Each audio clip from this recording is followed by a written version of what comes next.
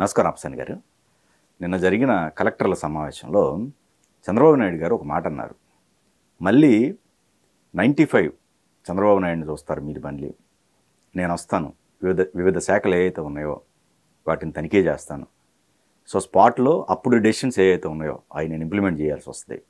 So అందరూ సిస్టమేటిక్గా వర్కులు చేసుకోండి అంటూ గడిచిన ప్రభుత్వానికి సంబంధించిన డ్యామేజెస్ చెప్తూ జిల్లా కలెక్టర్లకి దిశానిర్దేశం అనేది చెప్పడం జరిగింది. సో దీన్ని మీరు ఎలా చూస్తారు? ఏ ప్రభుత్వానికైనా పాలకులుగా రాజకీయ నేతలు అంటే ప్రజల చేత ప్రత్యక్ష ఎన్నికల్లో ఎన్నిక కాబడే ప్రజాప్రతినిధులు తీసుకునే నిర్ణయాన్ని అమలు చేసే వ్యవస్థ, ఎగ్జిక్యూటింగ్ అథారిటీ, బ్యూరోక్రాట్స్ వాళ్ళ పనితీరు ప్రాతిపదికగానే ఆ ప్రభుత్వానికి మంచి పేరు రావటమా చెడ్డ పేరు రావటం అనేది ఆధారపడి ఉంటుంది. అయితే గత 5 సంవత్సరాల కాలంలో పాలకులు చేసిన తప్పులకి అధికార వ్యవస్థ బలిపశువులుగా మారారు. అంటే ఇవాళ ఒక సందర్భం కాదు, జగన్మోహన్ రెడ్డి గారు పాలకుడిగా తీసుకున్న చాలా నిర్ణయాల పర్యవసానం ఆ జీవోల మీద సంతకాలు పెట్టిన అమలుపరచాల్సిన అధికార వ్యవస్థ కోర్టులు పాలయ్యారు, కంటెంప్ట్ కేసులు ఎదుర్కొన్నారు. ఆఖరికి కంటెంప్ట్ కేసుల్లో గౌరవ హైకోర్టు చేత శిక్షలకు గురయ్యారు. తర్వాత వైసీపీ పెద్దల మాటలు తూచా తప్పకుండా పాటించిన పర్యవసానం తిరుపతి మున్సిపల్ కమిషనర్గా పనిచేసిన ఐఏఎస్ గిరీష సస్పెండ్ అవడం జరిగింది.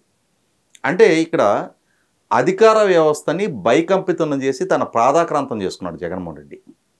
వాస్తవం ఇక్కడ అధికార వ్యవస్థ అందరికందరూ పొల్యూట్ అవడానికే అధికారులుగా జాయిన్ అవుతారా అని అంటే 100% కాదు.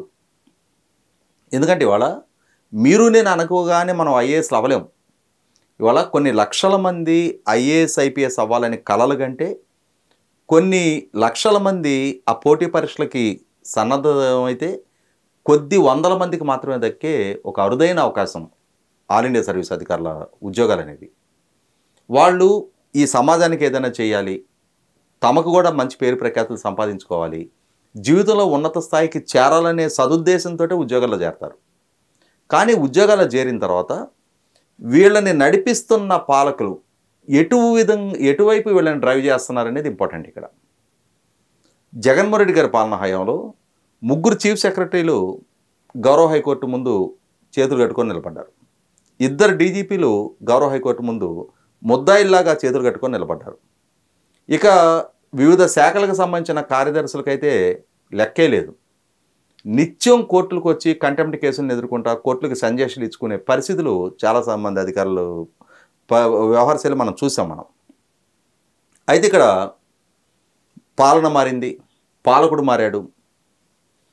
ఖచ్చితంగా కొత్తగా ప్రజల చేత ఎన్నిక కాబడిన ఎన్డీఏ కూటమికి నాయకత్వం వహిస్తున్న ముఖ్యమంత్రి చంద్రబాబు నాయుడు గారు ఇక నుండి తన ప్రాధాన్యతలు ఏంటి, తన పాలనా విధానం ఏంటి? ఎందుకంటే ఈరోజు పాలకుడిగా ఆయన అధికార వ్యవస్థ కొత్తగా చూడాలా, అధికార వ్యవస్థను కూడా ఆయన కొత్తగా చూడాలా.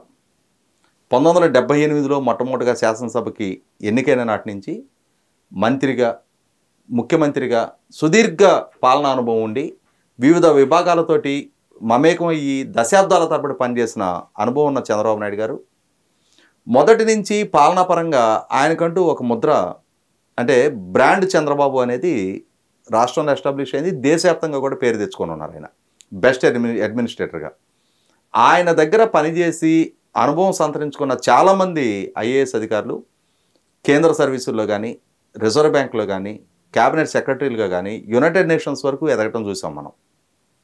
కాబట్టి ఖచ్చితంగా అంటే ఆయనతో పనిచేయడం అనేది ముళ్ళ కిరీటాన్ని తలకబెట్టుకున్నట్టే, సవాళ్ళతో కూడుకొనే ఉంటుంది. ఆ వేగాన్ని అందుకోవడానికి ఖచ్చితంగా ఒక పోటీతత్వం అధికార వ్యవస్థలో కూడా గతంలోనూ నెలకొని ఉంది, ఇప్పుడు కూడా అదే పోటీతత్వం నెలకొనాలని ఆయన కూడా ఆశిస్తూ ఉన్నారు. ఆయన అధికార వ్యవస్థని అంటే మెరుగైన పనితీరు వాళ్ళ నుంచి ఆశిస్తూ ఉన్నారు.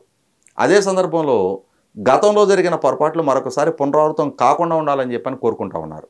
కాబట్టి ఇవాళ అధికారులకు కూడా ఖచ్చితంగా ఇది ఒక మెరుగైన అవకాశమే.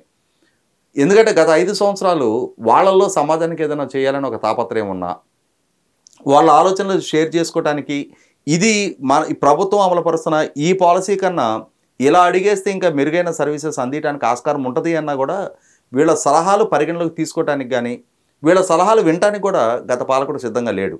కానీ ఇప్పుడు చంద్రబాబు నాయుడు గారే మీరు ఇంకా మెరుగైన పబ్లిక్ పాలసీస్ తోటి ముందుకు రండి, నేను స్వీకరించడానికి సిద్ధంగా ఉన్నా, మిమ్మల్ని మీరు మెరుగుపరచుకోండి, మీరు కొత్త టెక్నాలజీని అందుబాటులోకి తీసుకొచ్చుకోండి, you are the cream of the society, మీకు చదువు అనుభవం పరిజ్ఞానం ఉంది, దాన్ని మిమ్మల్ని మీరు మరింతగా మెరుగుపరచుకోవడానికి అదే సందర్భంలో మరింత మెరుగైన పౌర సేవలు అందివ్వడానికి మిమ్మల్ని మీరు మలుచుకోండి అని చెప్పిన తీరు ఖచ్చితంగా అధికార వ్యవస్థ కూడా స్ఫూర్తివంతంగా ఉంటుంది.